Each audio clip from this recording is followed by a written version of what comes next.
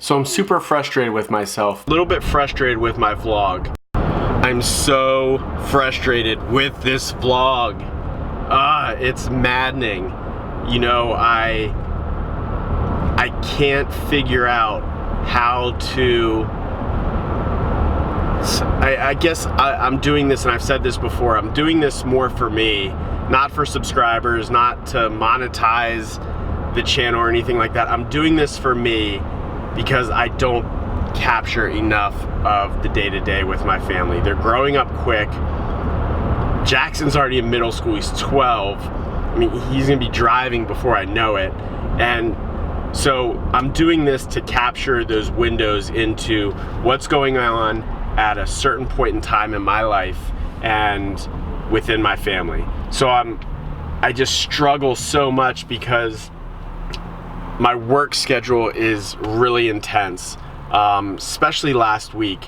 My counterpart's wife had a baby, so he was out, so I had to pick up the workload. I mean, in one day we had 3 cases, which is just bananas, and it's just so hard to balance that. What do I capture? I mean, the stuff I want to capture is the day-to-day with the kids and the family and going out and doing stuff, but when you work so much and you spend so much time in this car, how do you tell a story and how do you develop kind of a vlog centered around driving?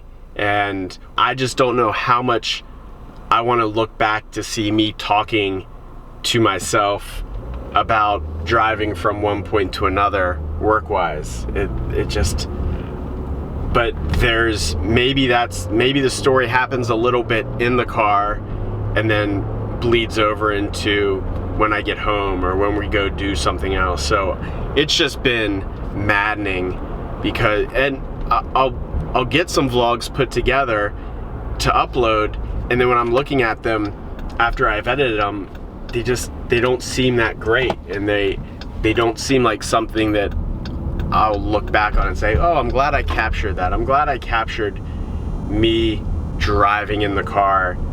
And so I've got to figure out how to do this, and I struggle because I don't know if because I'm new to this, maybe I just have to post it. Maybe I just have to say, you know what, screw it, good or bad, I'm gonna post it, and I'll get better at kind of the storytelling and editing the videos around kind of the premise of what's going on.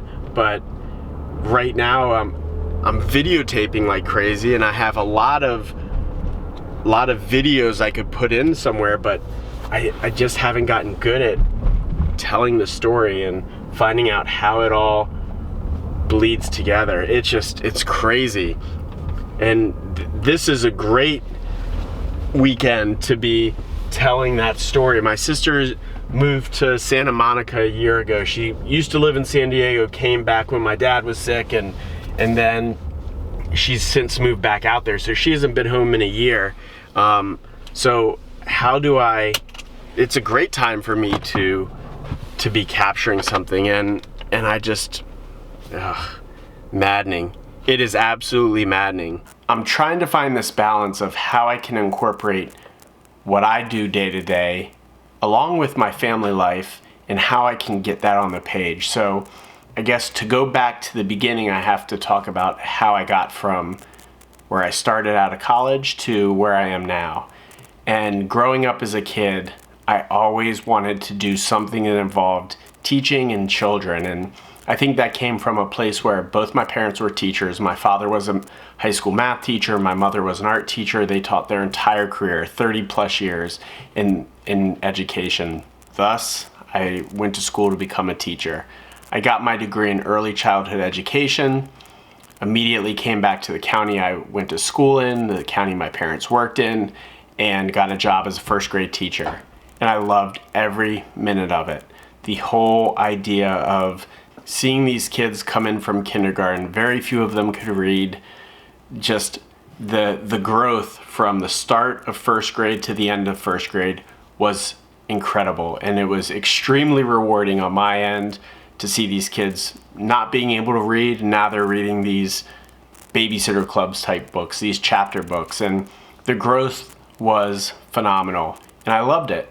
The other struggle I found was when you're in a county like I was in, the demand on these kids to do well on these standardized tests is just this huge weight on everybody's shoulders. And the pressure these kids were under to do well on these tests and the pressure the teachers were under to make sure these kids did well on these tests, I found it wasn't fun.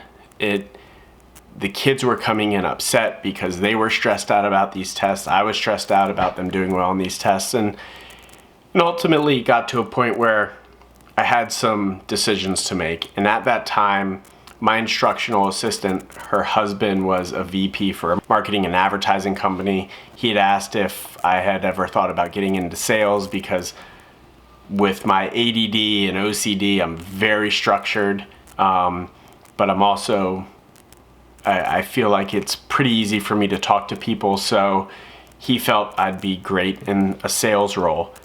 I'm too honest and I feel like I'm too good-natured that in my mind a sales position was kind of like a car salesman, a wheeler dealer, and I felt like I wouldn't be good in the job.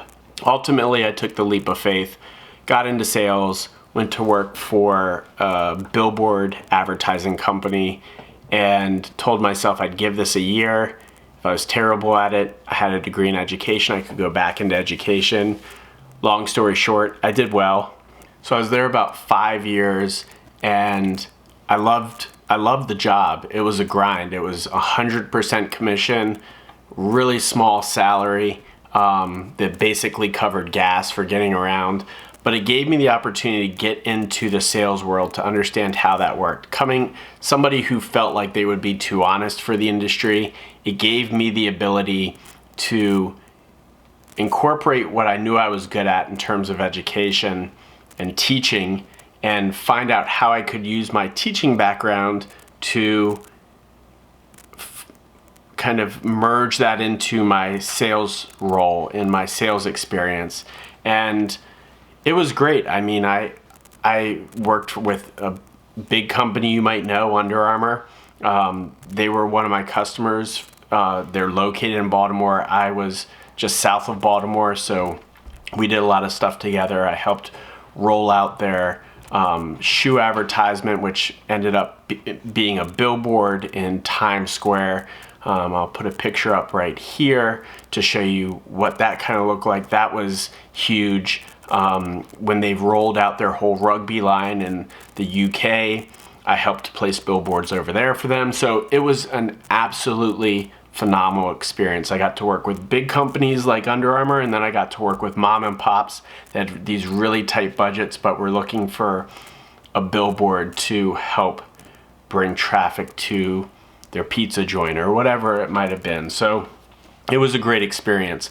The downside, when the market crashed, all these companies, 90% of the companies I worked with were mom and pops. They weren't Under Armours of the world. So all their budgets tightened, all their marketing dollars came directly out of their bottom line. So that was the point where I knew I had to get out of marketing and advertising, and I made the leap over to the medical industry. The one thing I'll say about the medical industry before I go any further, when I talk to people that aren't in that industry and they say, oh, like a pharmaceutical rep, that is like nails down a chalkboard if you're not a pharmaceutical rep. Because pharmaceutical sales and medical sales are totally different, and they get blended together. So I got into medical, selling capital equipment to the radiology department. Great experience. So I quickly learned that if you did your job right and you sold all this capital into a system, at some point there's nothing left to sell. And that whole thought process of, would you rather sell razors or razor blades? And at that point I decided I had to get into a company that I was selling disposable products, where I had this revenue constantly coming in month to month, because that's ultimately how I could make my living. And so again, made another jump to a company selling disposables, and from that point it's always been kind of this disposable aspect. And I've loved it. I've loved every minute of it. Some of the companies I've worked for in the past, I felt like the disposables were more widgets. It's like, your straw looks like this, my straw looks like this. They're very similar, but here's the features of my straw versus the straw you're using. And it was great. It's a great experience, but I felt like I was a salesman selling widgets. I wasn't using my background in education and my passion for helping people to make a difference. So while working for this, I hate to say widget company, it was a great company, I loved it, but we sold widgets. While working for this widget company, we acquired this company that had this product that was just groundbreaking technology. It was a game changer in the world of deep vein thrombosis. So basically blood clots that can travel from your legs up through your body and into your heart. And when it ends up in your heart, that emboli can go from your heart and end up in your lungs. It's bad news. So typically when that happens, your surgeon will do a full sternotomy, crack the chest, open the heart, go on bypass and remove this blood clot to prevent it from migrating somewhere else in your body. And that's scary. And this was the first technology and product I had that had this clinical story to it, where I felt like all I had to do was educate on what made this product great, what made this product different. And if I could use my background in teaching to educate why a hospital needed this product, it would sell itself. That's when I knew I had to be selling products and talking about products that had this story associated with them.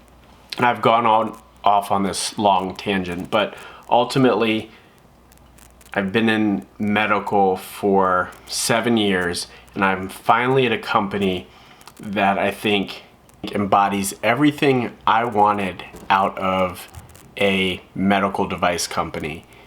Its number one priority is education, and the education of AFib, and educating the hospital, educating the surgeons, educating the fellows, educating anybody who will listen about why it's important to treat atrial fibrillation during concomitant surgeries, or in some instances standalone, where that's the main focus of the procedure.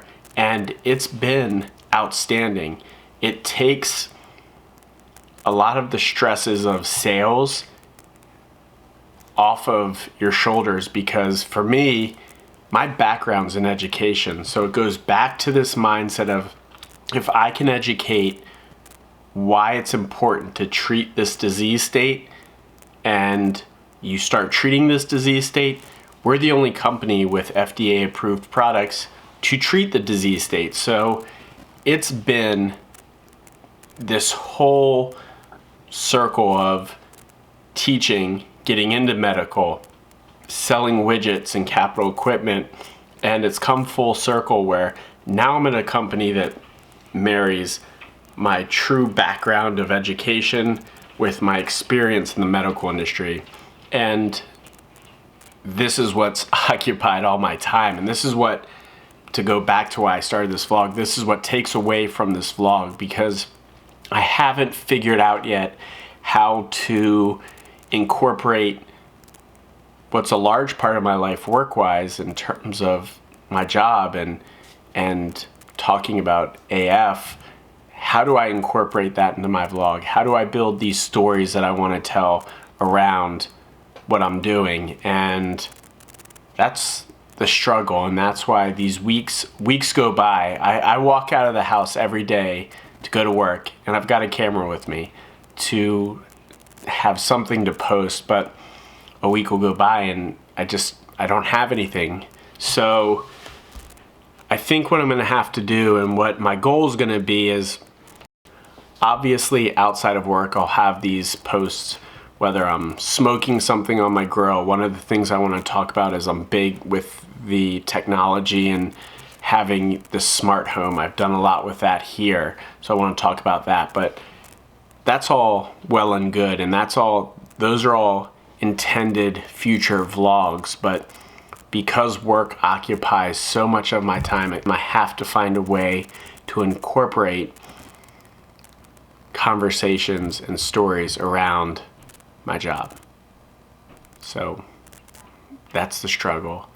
And that's what these next couple vlogs will be. I think one of the things I'm going to try to do is I cover two really neat areas. I cover Baltimore, cover all of Maryland, DC, and Northern Virginia. But for some of you, and I only have 7 subscribers and they're all local, so most of you know what DC looks like. But for some of those people that start watching my vlog that aren't from the area, DC's beautiful, Baltimore's beautiful, so I'm hopefully going to get some shots of the city and add them into my vlog and incorporate the neat areas I'm going for work and tie those into this. So that's it. Just a little bit of frustration that I had to get out because I really am committed to doing this, but I've struggled in how to find the time between work and the home life to also find these stories that I want to tell and put into the vlog. So let's see how it goes. I am, on a side note, I am working on something with illustrations to talk about AF, because I think AFib's an important topic. Not a lot of people know about it. A lot of people probably know somebody that suffers from it, but that's to come. Stay tuned.